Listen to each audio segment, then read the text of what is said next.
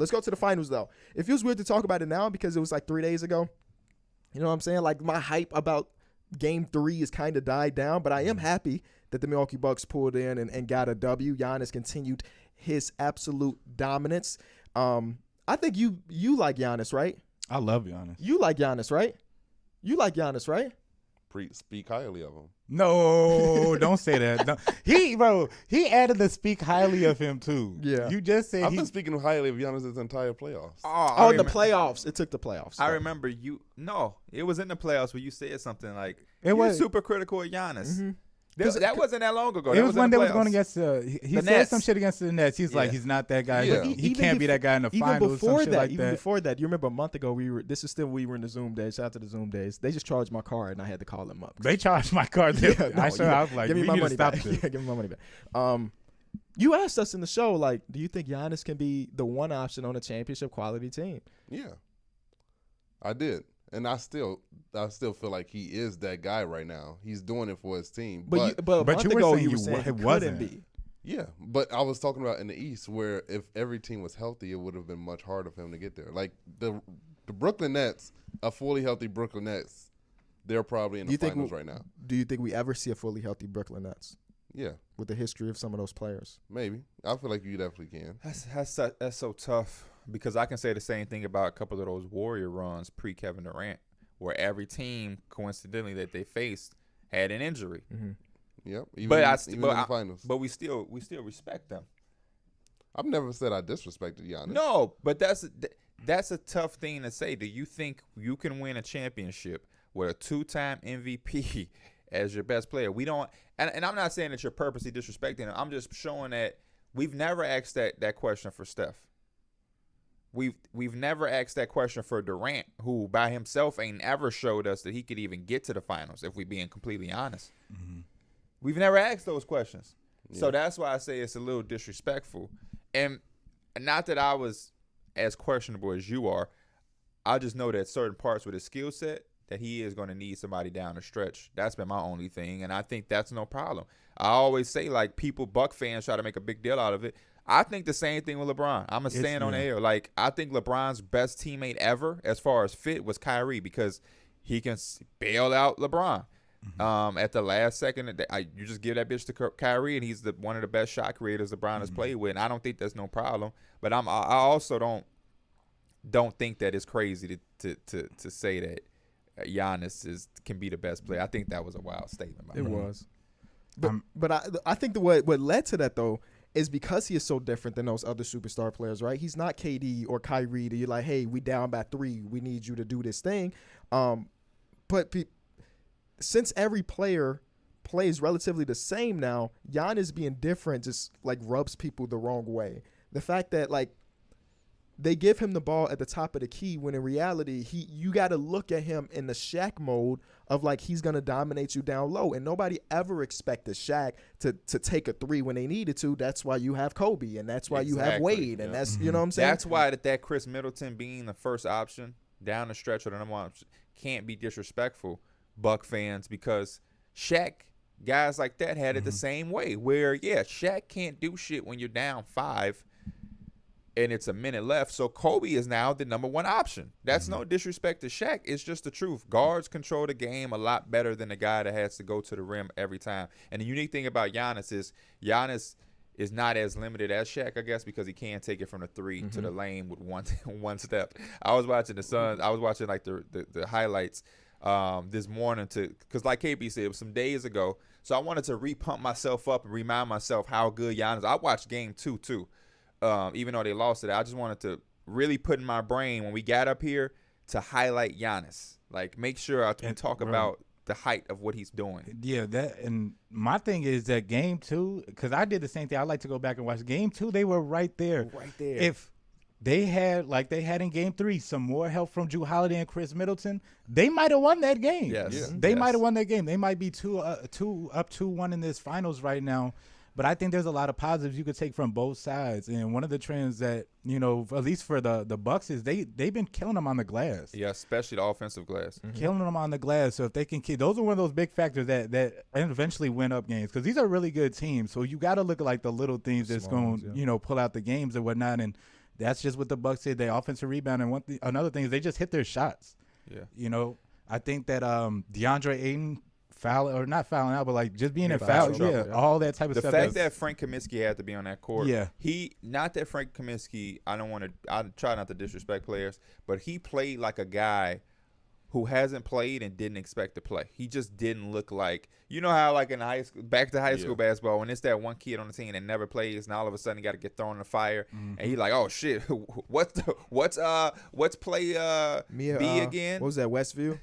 That was me at Westview. It's just lost. What I said in my video is I broke down key things that I always look at. People run to the box score, but when it comes to like finals and things like that, instead of just running to look at numbers and shot percentages of individual players, I look at the offensive rebounds, which I think they got them like in the game 3. I could be wrong. I'm just freestyling. I think it was like 16-6 where they had them like that much.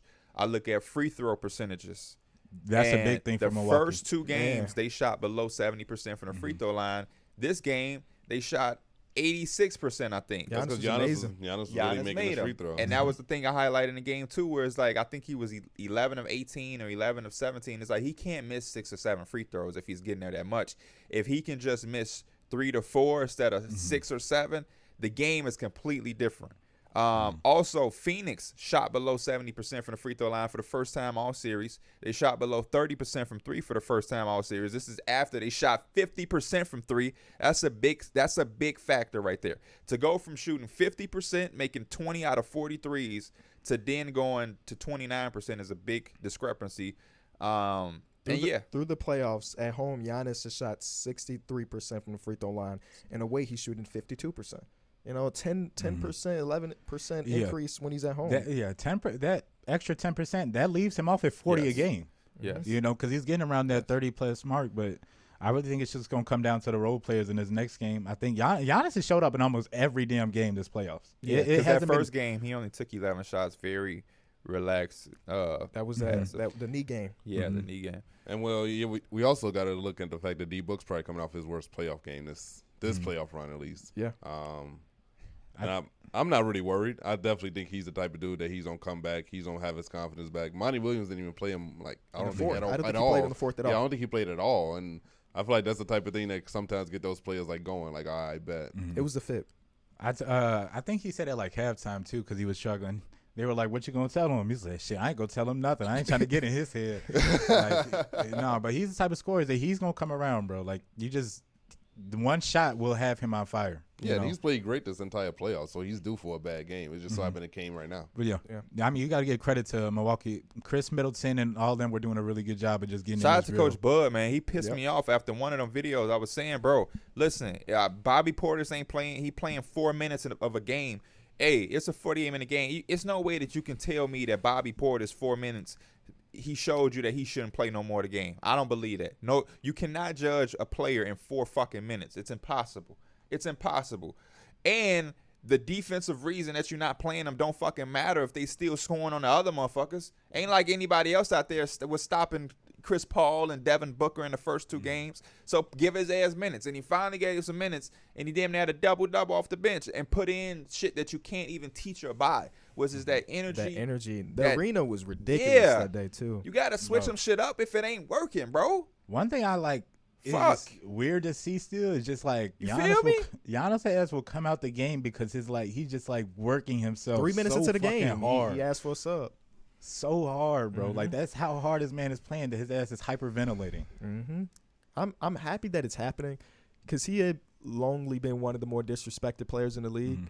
Everybody wanted to give his MVPs to other players, and the only reason they say that is because he ain't done shit in the playoffs just yet. And here he is at the biggest stage, putting up statistics only Shaq and MJ have put up before. So it's ridiculous. Shout out to Giannis. Shout out to Giannis. Is he top 5? Tonight?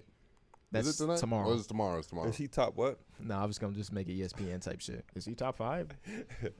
Who I got tonight? Or tomorrow. Is it tomorrow? Tomorrow. The Bucks. Give me the Bucks. When Giannis is playing like this and he getting help, I think the Drew Holiday hitting that first shot was a real big confidence booster for him. He had 2 big ass threes in the third quarter. When the Suns started to make a little run, Drew Holiday stepped up, hit some shots, and that's all they need right there. I said I never lost my confidence in him because he didn't lose his confidence in himself. Like he was he there. be dropping gems out here. He never stopped shooting. When shooters stop shooting, that's when you know that all right, they in their head. He never stopped. The way he be shooting sometimes, I'm gonna need his ass to stop. Them pull up threes be kind of like, damn, Drew. I'm gonna take the Bucks too. Yeah, give me the Bucks. I think they're gonna come out. They always shot better at home, which I think is gonna be like. Who played better at home? Chris Middleton. Hey, somebody was at a party. I'm like, hey, as my boy D Mills say, Chris Middleton played better at home. He played better. Yeah, he did. He did. No, for sure. He had more points than his ass had in the game too than he did in like the first 10 minutes of the game. They was talking about a parlay or something. I was like, take it. Because D Mills. I'm pretty sure his points were at like 25. It was at 25 and a half. Yeah, I think he had 19. Yeah, he had 19. Yeah. But he still played better. Game. Yeah, it was a good game. It just wasn't what they expected. It wasn't one of his 25, 28 point games that we know he's trying to do for. Give me the Suns tonight. Tomorrow. Oh, you think they're gonna go 3-1? Why not? I think they're gonna. Don't really matter. I think they're gonna try to like play their card differently. I think they're gonna try to show Giannis a lot of bodies. I think they was trying to give him that like Aiden matchup, and that shit happened. He just got into foul trouble. But like I said, the Bucks shot 40% from deep, and then like you looking at it, it's either they gonna shoot it like that, which is kind of it's hard to do on a consistent basis, or Giannis is gonna give us 40 by pounding that shit in every night. And the Suns shot like 3 for 24 from 3 if you take away Jay Crowder. Yeah. So they were ass. Yeah. It's kind of crazy that whoever guards Giannis is probably gonna be in foul trouble, whether it's Crowder or Aiden. They're both. I like, bro. Sorry, not to it be. used to be a time where like you'd see him like he'd be doing his little dribble moves and like. He'll be like, oh, you giving me space? I'm going to take it. He literally will just put his head down at this point. He's going to get to the rim. Yeah. He needs to continue that because getting Aiden out that game and getting Kaminsky on their floor is free points. It's kind of what Jokic does. He gets the starting big in foul trouble, and then he eats on the backup. Hey, happy birthday to Matthew Dang, man. Happy birthday to Matthew Dang. Do I know that person? He's a long time supporter. Appreciate you, brother. Happy birthday. Happy B-Day. 23rd Happy birthday. glow day, as we see in Chicago. To him. Ain't he 23 now? I don't know. Oh. I'm just assuming you're 23.